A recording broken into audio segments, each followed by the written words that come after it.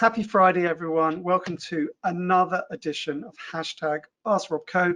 Hope you're all well. Hope you all had a good week. We're now out of lockdown 2.0, so hopefully life is going to get better, onwards and upwards. The vaccine is going live in the UK, I think, on Tuesday. So let's hope that we are moving forward in a very positive direction. We're all going to have a good Christmas, and 2021 is going to be a good year. I'm super excited for our very special guest this week, Steve Judge. Welcome to the show. For those of you that don't know him, you're going to hear a very special story here. We are very lucky to have a 2-time world champion and an internationally renowned motivational and keynote speaker with an incredible level of energy, positivity, and advice for you today. So really excited for this one, and I can't wait to get into Steve, his life, his journey, where he is today, where he's going, how he's going to change the world, and get into all of your Q&As. As you know, the regulars on the right hand side, you've got the questions column. You write in the questions and we will give you the answers. So right away, Steve, welcome to the show. Thank you so much for joining on this Friday afternoon. Lovely to be here, and thank you very much for the introduction. It's always nice to be introduced, and it makes me realise all the accolades that I've got. 2 times world champion. To be honest, I'm actually a 3 times world champion, but I don't talk about the third one so much. Different story altogether. But yeah, author, coach, speaker, nice guy, all of that stuff. So thank you very much for the introduction. I'm looking forward to sharing my journey, my story, but more than that, giving out some messages, some takeaways to help the audience here today. Brilliant, Steve. Super excited. So the way things work is we give you the floor, Steve.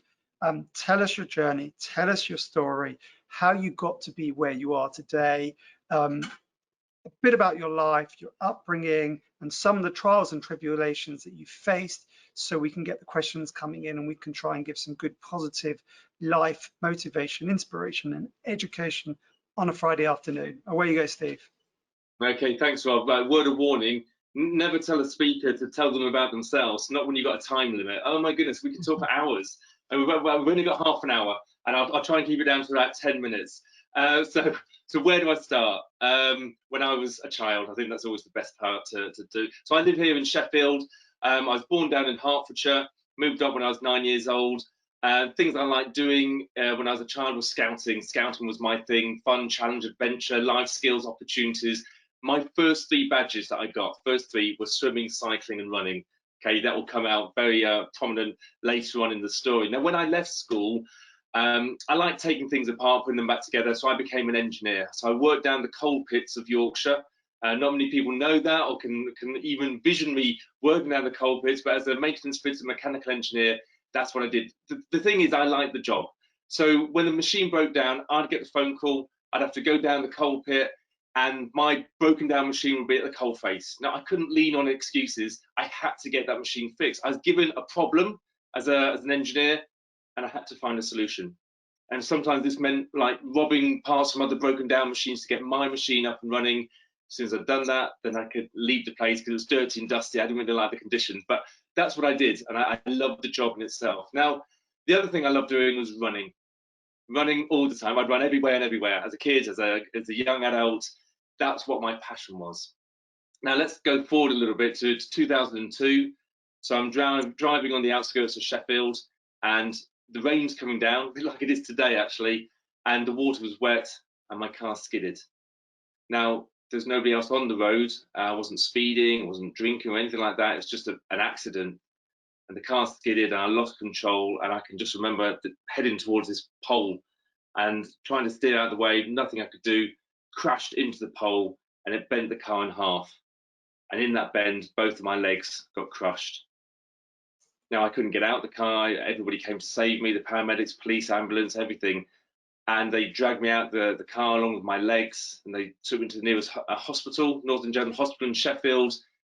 And they looked at my legs and they got me ready for the operation. And they said, Mr. Judge, we're going to see what we can do, but with the extent of your injuries, you may even have to amputate your leg, especially your right one. These aren't the words I thought I'd hear that day. I can remember looking to the surgeon's eyes and just saying, please, just do the best that you can. And with that, they took me off into the operating theatre to save my legs. I actually found out later, Rob, that they'd lied to me that day, because it wasn't just my legs that they were trying to save, it was my life. I'd lost a lot of blood, I'd been through a traumatic experience, and they didn't know whether I was going to come out alive or dead. And that's the message that my mum received that night. You know, to hear that her youngest son might not be around the next day. Harder than that, she then had to relay that to my brother and my sister, based in Hertfordshire. They, you know, hearing that they might not hear or see their younger brother again, they both burst into tears. And the operation lasted about 8-9 hours. I don't know, I was out for the count, but when I woke up, you know, I felt horrible, groggy, static. I couldn't move. But when I eventually, you know, sat up in bed and scanned the room, I could see my mum was there, and my brother and my sister had driven overnight to be there at my side for when I woke up. It was around that time when the surgeon was doing his rounds, he came over to my bed. He said, "Mr. Judge, we managed to save your legs. How are you feeling?" I said, "I feel terrible." Probably used different words, but I said, "I feel terrible." And he said, "Well, I just wanted to let you know we did the best we could. We saved your legs, but I'm afraid with the severity of the injuries, you may never walk again." I think at that point it's like a fight or flight, and a lot of people understand what I mean by that. So my flight in that situation would have been I could have just rolled over in bed and give it in, and the opposite was the fight. I guess I can remember just feeling really angry that somebody had the audacity to say to me that I may never walk again. I mean, they didn't even know who I was. They treated me like a number. Who do they know? They don't know who I am. And I was ready for me to prove them wrong. I really wanted to show that I've got two legs. Okay, they weren't in the best way, but I was going to do whatever it took to get me standing again, walking again. Now, my leg had been mangled up, so I'd lost 4 inches of bone in my right leg. It was 4 inches shorter, so you can imagine that 4 inches of bone just knocked out. I had this metal cage in my leg. I had to twist bolts in it every single day for 100 days, slowly stretching the leg out, wrenching the bone apart, stretching the ligaments and the skin, and getting it to the right length. After that, I had to grow the bone back. Grow bone. I mean, I don't know about you, Rob, but how do you grow bone? You don't just drink milk or eat cheese. You had to stand on your leg. You had to walk on your leg. You had to push yourself through. That's what I did. At one point, I was doing 21 different exercises for physio, and I was still asking for more. What more can I do? What more can I do? What more can I do? This is my body, my leg, my health. Surely that's the most important thing ever. Now I'm going to whiz through this as quickly as I can, because that took about 3.5 years. I did eventually manage to stand again and walk again. And, you know, that's where I was, back to my normality, but I wasn't the same as I used to be. I think the big message there is there's no such thing as normal. And I was very different to what I was. And I had disability in both legs. They were the right length. I was standing and walking, but I had a lot of pain, a lot of discomfort, a lot of lack of feel and lack of movement. However, I started thinking about what I could do rather than what I couldn't do. I could swim, so I swam. I got on a bike. I could cycle. And somebody said, "Steve, you're always setting goals and working towards them. Have you always been like this?" Big question I always get. Have you always been like this? And I always think, not really. You know, not at school or work. But then I think about scouting. Always in scouting, I love those badges down your arm. And I think those are goals that you set and you work towards. It's almost like a foundation. And don't forget, my first 3 badges that I got were swimming, cycling, and running. And with that emphasis, I searched, I found this thing called a triathlon, swimming, cycling, running. I scrolled down, there's a thing called a paratriathlon, triathlon for disabled people. I thought, okay, I wonder if I'm disabled. I don't know. My legs seem pretty bad. I went down for an assessment. They assessed me after I did lots of exercise and everything. And said, "Mr. Judge, you are disabled." And I'm like, yes, this is good. This is good, because now I'm a disabled athlete. Now I can lean on excuses. Now I open the doors as being a para triathlete. And they said, "Steve, can you run?" And I said, "Not yet." You know, I hadn't run for 7.5 years. It'd been stolen from me. But now I had a goal. My journey is very much about setting goals and working towards them. So I started running again, and it was so painful. Not at the time. At the time, it was amazing. Looking down on my feet, my legs running again, bringing it all back. Oh my goodness, the head spin was just incredible. But once I stopped and the adrenaline, the endorphin was released, then I had pain, and that was horrible. But again, I thought about what I could do rather than what I couldn't do. So the next day I couldn't run, so I swam.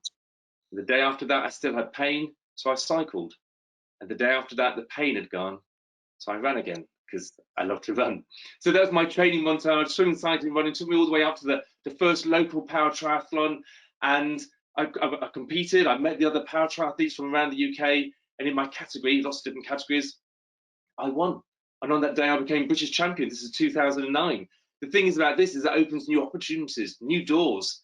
And somebody said to me, Steve, you're British champion. Would you like to represent Great Britain? And I'm like, hell yeah, I would love to represent Great Britain. Who wouldn't? So I grabbed that opportunity. Now let me just paint the picture here. I'm working full time in construction, in health and safety. I've got a family with 2 kids. I'm now planning to swim, cycle, and run. I'd get up at 5:30 in the morning, squeeze in my training before work, at lunchtime, after work. Again, thinking about what I could do rather than what I couldn't do, setting my goals and working towards them. And over the next couple of years, I became British champion again. Achieved and became European champion, set my goals to become world champion, and achieved that in 2011 and 2012. So 2014, I retired from international competition and I wanted a new challenge. First thing I did, to be honest, I went back to scouting. So I'm now a Cub Scout leader for my local village, giving them the new generation fun, challenge, adventure, life skills and opportunities, and also badges. Don't forget those badges on the arm. You never know where it's going to take them. But the other thing I wanted to do was help inspire and motivate. And so I remember saying to somebody, said, what are you going to do, Steve? I said, I'm going to be, I was like a Superman standing there. I'm going to be a motivational speaker. Like, wow, that's amazing, Steve. How are you going to do that? And I was like, still there. So I haven't got a clue. I haven't a clue. I don't know. I don't know how you become a motivational speaker. But I knew by then that if I wanted something enough, then I'd find a way of achieving it. And so that's what I've done over the last 5 years, built up my business as a motivational speaker, holding workshops, one-to-one coaching, resilience coaching. And yeah, the last year has been challenging. Not many conferences to speak at, I must admit. However, that's just another barrier. And I'm not leaning on excuses. I'm pushing through them, turning them into challenges and surviving. I think that's the main thing for me at the moment. And that brings us to where we are now. At the moment, I'm always grabbing opportunities all the time, have a vision that I want to achieve, that I will achieve. And being here today, Rob, speaking with you and clearly your audience is giving me that opportunity to help people, to inspire others and to motivate them. And I'm looking forward to some really good questions as well, to dig down into my journey a little bit more. So again, so I can help people. So fire away. Amazing, Steve. I mean, really, what a story. And we are going to go straight in and dig very, very, very deep. Whereabouts in Hertfordshire were you born, just quickly for the record? Kings Langley, Hertfordshire. Yeah. Great. Well, I was also born in Hertfordshire in Elstree, Borehamwood, not so far away. Right. So some of the big points. We're going to go back.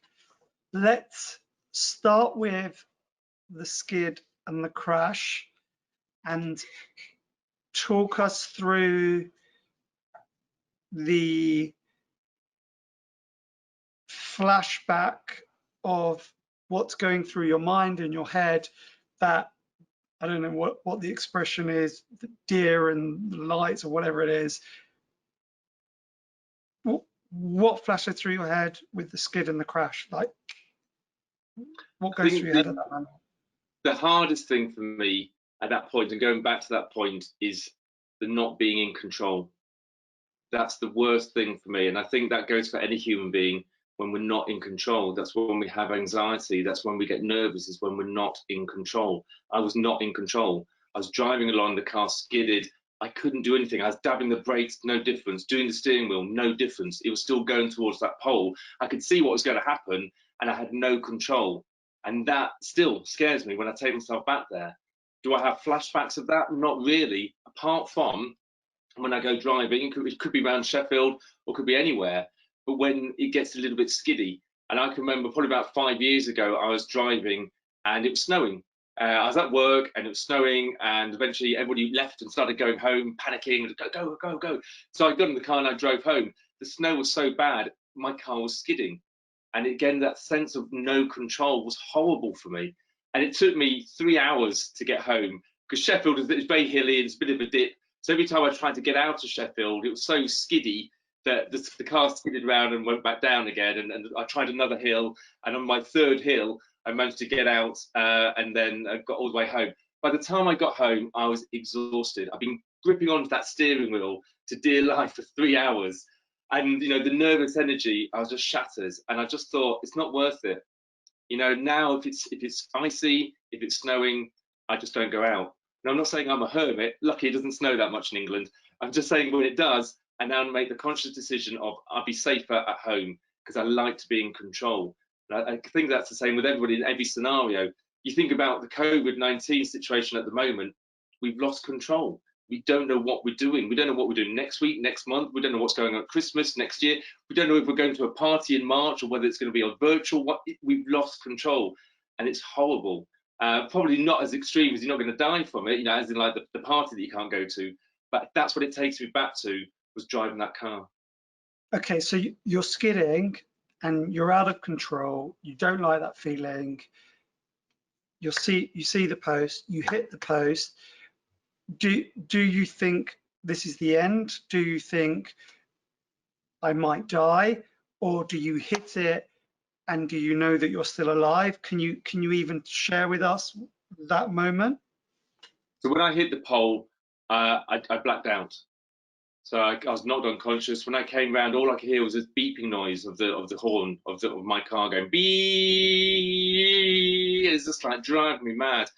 And the first thing you do when you've had an accident is you try and walk away from it and brush yourself down and kind of say, "Wolf, that was lucky." That's what I tried to do. I tried to open the door. I couldn't. It was stuck. I reached down. My legs were stuck. I couldn't quite see what was going on. I remember putting my hand down and trying to find out what was going on. Luckily, I couldn't reach. Luckily, I didn't feel any blood. Luckily, I couldn't reach the gap that would have been there as my leg had been partially amputated. I say luckily because I know that if I'd been able to touch that, I would have gone into shock. Yeah. As a body, that's what happens. And if I'd gone into shock, I could have very easily died. No, luckily, a little bit of ignorance, always good. I thought, oh dear, I'm stuck. Maybe I've broken my leg. I don't know. It really hurts, but I'm not sure. And by then, the paramedics had arrived. Somebody turned the horn off, a dog walker. Paramedics arrived.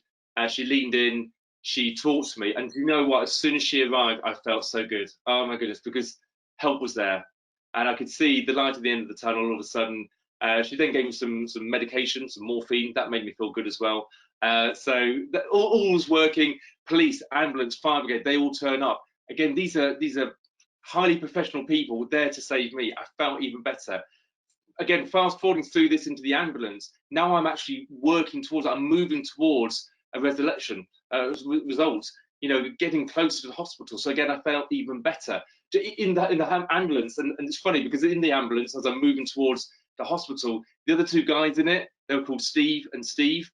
So you can imagine the conversation. They're going, "You okay, Steve?" I'm like, "Yeah, I'm good, Steve." Like, "Yeah, okay, we're gonna go very safely, Steve. Okay, Steve." I said, "Yes, Steve. Very fast though, Steve." "Okay, Steve." I was like, "Yes, Steve." So the two Steves are having a conversation with me and Steve and moving towards, again, a little bit more morphine. So I felt good. I felt confident that I was going to be okay. And I think it's that mindset. And I have got a positive mindset, but it is a choice as well. Like I said, a little bit of ignorance is sometimes good, but you also have a choice as to fearing the worst or fearing the best, being positive about it. I think that's what my mindset was. Next two moments, the moment that you get told, Steve, we're going to try and save your legs, and the moment you wake up, what are you thinking when you get told that? And did you feel that your life was in threat, even though you weren't told that? And the moment you woke up, were you aware that you were lucky to be alive? And what did you think about? I think when I was told, again, when I got to the hospital and the surgeon was preparing me for the operation, I felt in safe hands. You know, the NHS and all the gadgets and the bleeping machines and the training and everything, I knew I was in safe hands. I have complete and utter faith. So that put me in a really good place. If I'd been in another country, I might have had a few more fears, but I wasn't. I was in the UK, so that's all good. So again, I was confident. They said what they were going to do, and I knew they'd make the right decision. I wanted to put my point across. So when they said we may have to amputate, I remember talking to them saying, I'm a runner. I do a lot of work. I do a lot of cycling. I'm fit. I'm healthy. I will do whatever it takes. I wanted them to make them to know that I was that kind of a person. And I think that made a difference. I do hear, I think it's in my book, that they even had an argument in the operating theatre. One of them wanted to amputate it. In fact, they tried to amputate my leg at the car accident, but they couldn't reach it. They tried again during the operation, and somebody said, no, I think we should try and save it. Discussions on that, because if they'd amputated it, I'd have a quicker recovery. Growing my leg back and walking and doing the physio took a long time. Just cutting it off would have been quicker. Give me a prosthetic, but then I wouldn't have my leg. So I'm quite happy with my leg, to be honest, at the moment. I've always said I wouldn't mind having it cut off, amputated for maybe 3 months and just see how it goes, see if I like it, having a prosthetic, and then deciding after 3 months whether I want it back on or not. However, freezers and technology hasn't moved that far forward. So the other question, part of the question was, when I woke up, I just remember feeling terrible, really groggy, stiff all over. I'd been in the car accident, so my muscles were aching, and also you've had general anaesthetic, so you've had this thing inside your body, this chemical. So when you come round, you feel sick as a dog. You just feel in the worst place ever. Moving through that stage, did I feel happy to be alive? Yeah, but again, I knew I was going to be. I don't think there at any point I thought I might die. Again, that's I mean, it's just really important that this was a critical life accident, to which at 3 points, both the crash, the pre-op and the post-op, you were very lucky to survive and be alive. And what you're sharing with us here through pure naivety and positivity combined is that hasn't gone through your mind in those situations, because you've been given the certainty or the trust of the people around you, and your mindset didn't even go down that path because you were so positive in such a good way. And I think that's just a really important reflection on who you are and what you represent. And I think as we go through the next part of your journey, we're going to learn a bit more about that. So we're going to now jump to the British champion, European champion, world champion.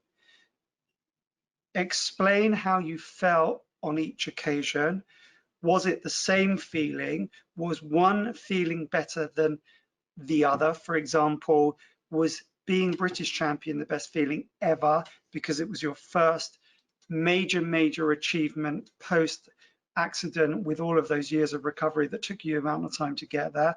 Or was becoming world champion the greatest of those achievements, to know that you were the greatest in the world at that event, following everything you've been through? Good question. Okay, my brain's whizzing through it all. So, British champion, yes, correct.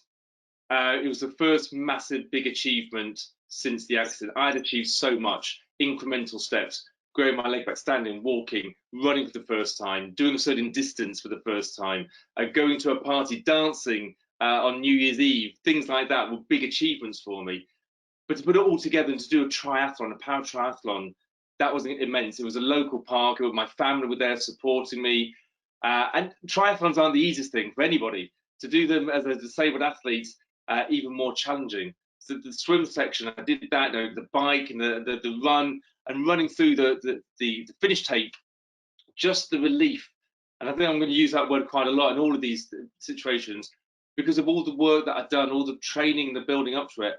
But I think drive me forward in the tough times, and I mean the tough times are being in the winter times, when it's dark and it's cold and you're training, or the early mornings, those tough times. I think that's where the anger can really play a part. Anger from my accident. Why did it happen? Big question, why? Why me? There's no answer. But that anger inside me pulled me forward, I guess. As well as the impatience, but the anger, you could almost say anger is a side of vengeance. I wanted to prove that the accident hadn't had a detrimental effect on my life. How was I going to do that? I was doing everything I could possibly do throughout that time. And I think doing a triathlon was like the cherry on the cake. Really showing it, that I can do these things, and crossing that line, show that I did it. in a big tournament, in a big representation. So that's British champion was like vengeance, anger from the accident. Then I wanted to see how far I could take this thing. I wanted to become elite. I wanted to become slick, smooth. I want to be professional. I want to do the best that I could, be the best that I could be. Wearing the GB kit, as I say that, my stomach goes really funny because it's like, wow, it's the GB kit. It's just amazing when you've got the GB flag on the side of it and you've got your name. You just feel a different aura, I guess. And now that you're representing Great Britain, you've got a responsibility. And yeah, I want to be the best. I want to represent my country. I want to beat the other country, the other competitors. You know, I'm a really nice guy, but once the race starts, I'm a competitor. I want to win. This is what I've been building up towards in all my training sessions and everything like that, is to cross the finish line, winning, to grab that gold medal. Now that does change as time goes on, but that's what drives me forward. That's what gets me out of bed in the morning. So becoming European champion was, that was in 2011. I was so elite there. I was like a triathlon machine. I could just do a triathlon whenever I wanted to. It's just such a lovely feeling. Your body is like a glowing. It's like a glowing golden orb inside you that gives you that energy that you can just go and do a triathlon. Now, I did sprint triathlon, but the distance doesn't really matter. The swim, the bike, the run at an elite level. Moving on to the world championships, you're now looking around you.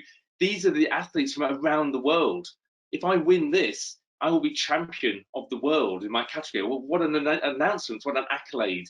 And again, you know, now the nerves really set in, but this is what you've done all your training for. This is what you've been building up to. But again, crossing that finish line, a sense of massive relief because you put your heart and soul into it.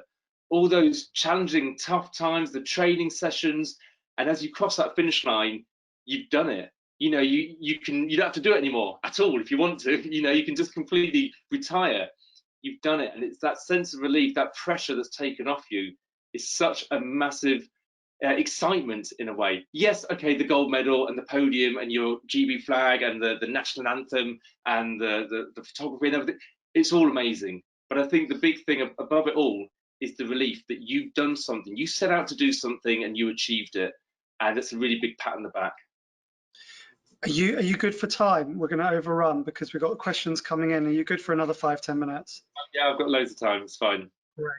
So, understanding that journey, that story, that amazing achievement, very much it's all about the journey and the process more than the moment, because that's what the ultimate relief really is expressing. It's all of that hard work that's taking you on your journey. Do you understand that you love the process and the journey, and it is just the completion of that piece is just the satisfaction or the relief, whichever word you want to use? And then to one of the questions that's come through, to put it together, is how do you use sport, competition, and that crossover in other aspects of your life, such as work and the other areas that you're working in now? How do you take them and copy paste them into other aspects? Okay, let's see if I can answer all parts of the question. Do I like the journey? I smiled when you said that, so I clearly means I don't always like the journey. I'm being honest here, because people say you should enjoy the journey, it's not just the result. Tough. The journey is really, really tough at times, really challenging. So what I would say is, what is your goal? Why are you doing this? And this is very important to me. I've got a picture. So when I was in rehabilitation, my goal was to stand again and walk again. Now, not many people were saying that to me because they didn't want to give me false hope. I needed hope. You need hope. You need to know where you're going. So what I did was I drew a picture. We've got a picture of this. You see that picture there? So that's a picture of me standing with no crutches. And that's what I worked towards and achieved. When I became an elite athlete, I drew another picture because I needed a picture. That's me crossing the finish line. I needed a vision. And so that's what I have now, is I have a vision. I've got a vision board, so I know where I'm going. I can see what I'm doing, inspiring and motivating people, helping people. And it's all those things that drive me forward. So the journey towards it, it's not always enjoyable. It's tough, you know, getting up early. I know that parts of it are amazing when the adrenaline, endorphins, the success happens. They're the good bits. That's really cool. And the learning curve that you go through. Learning curve is horrible at the beginning, But when you get out the other end, oh my goodness, it's amazing. So yes, the journey is part of it. But that's why you've got to decide what you want at the end. If that's what you want, and it's so important you choose exactly what you want, not your boss, not your partner, or anything like that. What do you want? Find out what you want, get that as a vision, and go for it. So Steve, every week on the show, we pretty much raise, my top book reference, Viktor Frankl, Man or Woman's Search for Meaning, where he reaches, and his thesis and theory is, he reaches the depths and the lowest point in life that any human being could be conditioned to face, and understands that if you're going to move forward from that lowest point in life, and let's just use your accident at that point, he then says that if at that stage you have a purpose or a meaning to live and to get up every day, that it's achievable to continue with life. And that's what Man or Woman's Search for Meaning is all about. If I understand what you've just explained to us in your different parts of your journey and your outlook in life, are yours smaller increments in understanding what your meaning and purpose is in life to get up every day? Or is there a macro vision of visions that you're reverse engineering, and the whole point in me living is X or Y? So you've clearly explained to us that you understand why you're getting up every morning for those, call those micro steps, even though in the context they're macro. But then what are we talking about the next 30, 40, 50 years with the visions that you've just shared with us? Are they only 3 to 5 year visions, or are they life visions, and that's the reason why you're alive and what you live for today? I would say I have a life vision. That's what drives me forward. That's the end goal. You know, happiness is usually that's what drives most people. What makes you happy? What makes me happy?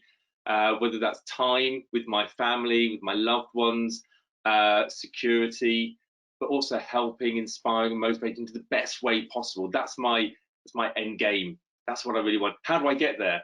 That's what you're talking about with reverse engineering. And I never really saw it as that before, but that's what I've done. So to get there, I need to do that, and to do that, I need to do that, and that, and that, and that. So that means tomorrow, I need to do this, or this week, or this month, or by February, I need to be there, otherwise I can't move on to the next stage. It's like when I woke up in hospital, I didn't think, oh, I want to be a world champion in paratriathlon. I thought, I want to get out of hospital. That's all I really wanted to do. So just do that. Just do something. Just start moving forward. Don't be overwhelmed by this overall goal. You have that, but what are the incremental goals you've got to do? Break it down, make it more manageable, but don't lean on your excuses. That's what you've got to do. You've got to move yourself forward every single time. Hopefully does that answer the question a little bit more? Yeah, absolutely. I'm going to fly through the last couple of questions before we've taken up so much of your time. So you touched on it before. I have a saying every week, it's uncertainty is absolutely the new certainty. And what do I mean by uncertainty being the new certainty? It's because there is no such thing as certainty in life, full stop, in the sense that you could have a car crash tomorrow and everything will change. So whether it's Brexit, a pandemic, a war, an injury, an accident, there are so many variables in our lives, both individually and the way the world works, that there is absolutely no certainty, which means the better we manage chaos, or the better we manage uncertainty, the easier it is to deal with all the challenges we face in life. What's your view on that? Totally. And we don't like it because you're talking about change. Nobody likes change. Don't mention that word. But that's what it is. This year has been massive change. And going forward, we're going to have to be more flexible. You know, if we want to do something, we want to have a conference in March, yeah, maybe, or maybe not. Things might change, and that's horrible. Again, you're losing control. It's very much like the change curve, or what I call the wave of resilience. You start off with some kind of adversity, you go through the shock, the denial, you come through the anger, I think we all have that, and you share that via what means you have to, but at some point you will get to your lowest of your low, rock bottom, maybe sulking. I do a lot of sulking. The thing is, let yourself go through that part, because at the end of that is acceptance. Accepting where you are, accepting the situation, accepting the change that has just happened. Because once you've got to acceptance, then you can start taking action. And as you go through the action, you actually start moving up on this curve, up to your self-actualization. That you get to the top there, you can actually be higher than where you started from. How good is that? So what I talk about in my workshops and my talks and everything is about how to ride that wave the best way possible. The tools that I use and still do, so that when you're riding that wave of resilience, you come up higher than you are. Now, I'm not saying that you have to wait for adversity or something bad to happen. You can do it yourself. You can push yourself out of your comfort zone. Scary, but that's what you're going to do. Work out what you want, push yourself out of your comfort zone, go through the change curve, go through the wave of resilience, go through the adversity, acceptance, take action, and move forward. And that's what you need to do. So absolutely, that's what the new theme is. We've all got to do it. Love that, love that. Okay, to close out today, we do have a few more questions. We're going to be here for hours. To close out today, Steve, what impact do you want to have on the world? What message do you have for everyone watching? Motivational, happy message, positive message to send everyone away with, so that they have a good weekend on the back of another tough week. Okay, so I'm going to start with the negative, because it really frustrates me. Is when you ask somebody, how are they? And they go, yeah, I'm okay. How's your health? It's okay. How's work? That's okay. How's your relationships? No, it's okay. It's wrong. It shouldn't be okay. If you're one of these people saying it's okay, get a grip. Okay, it should be fantastic, awesome, brilliant. Okay, it should be super. This is what we're talking about. So how do you get there? Get a vision. Work out what makes you really happy. Make that your goal, as I call it. And that's what you can work towards. We talked about that, your end game. Where do you want to be? As you start working towards that, there are going to be times when you feel like you failed, but there's no such thing as failure. It's only feedback. Take it on board. There's going to be times when you feel that there's barriers in your way. You've got to see those barriers as excuses. You've got to turn those excuses into challenges and smash through those barriers by turning those excuses into challenges and moving forward. But above all, most important is every single day, you must always be the best that you can be. Because if you do that, then you have no regrets. And if you do that and you have no regrets, I believe that every single person can achieve their end game, their goal, and get what they want. So that's my message, and that's what I'm sharing out with everybody. And if anybody wants, I know you said we run out of time with the messages. If they want to message me personally, that's fine. I don't mind that. I'm running goal setting workshops at the moment. So if they want to part of that, I want to help people. Like I said, that's what really frustrates me. So if I can help people, give me a shout. So Steve, where can people get hold of you? What platforms you on? How can people contact you and connect with you? All over. I'm like a rash. So Facebook, not really. Facebook, LinkedIn, Twitter. I have a website, so that would be a really good place to start. www.steve-judge.co.uk. It's dead easy. Just type in Steve Judge into Google or Steve Judge Triathlete, and get hold of me.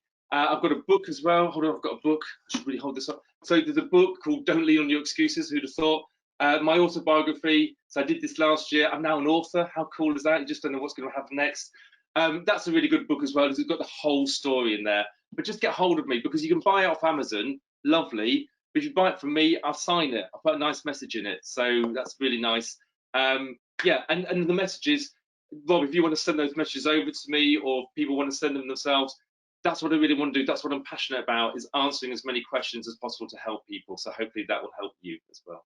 Steve, you have been an absolute star. Your journey is incredible. I have absolute confidence, faith, and trust that you will achieve everything that you want to achieve in life, because what you've done so far has broken all of the capabilities and opportunities and barriers that have been presented against you.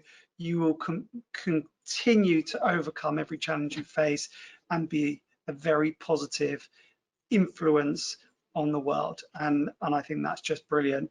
Thank you so much for joining, Steve. Everyone, thank you so much for watching and listening. Sorry to take 10 minutes extra on the show today, but it was so good we couldn't cut Steve off on his flow and sharing what an amazing story.